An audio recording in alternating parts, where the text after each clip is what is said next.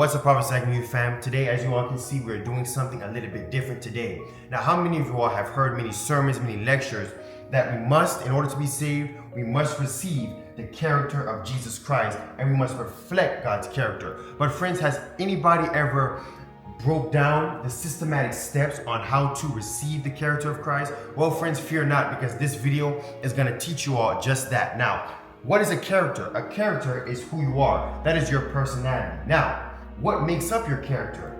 Friends, it is none other than your habits. Say it again with me.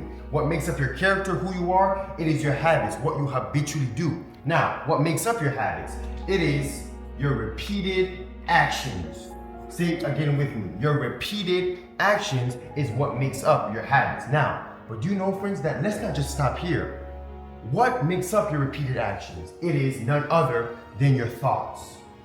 It is your mind, friends. It is your thoughts. And as the Bible says, friends, that as a man thinketh, so is he. That means as a man thinketh, that is his character, that is who he is, that is his personality. So friends, let us give a good example of a good action and a bad example for a bad action. Let's start out with the bad. If I am a liar, right, friends, it all starts in my thoughts. I'm a liar. I have to think about a lie to deceive someone, right? And then from there, that becomes my practice, my repeated action. And then that becomes my habit. I am known as a pathological liar. And from there, that is unfortunately my character, who I am, a liar. But here's the good example. If I say, Lord, bring my mind into subjection. Lord, I'm going to have my devotion. Lord, I'm going to be more like you. It starts with your thoughts. Bringing into captivity every thought. The Bible also says in Philippians 4:13, I can do all things through Christ who strengtheneth me.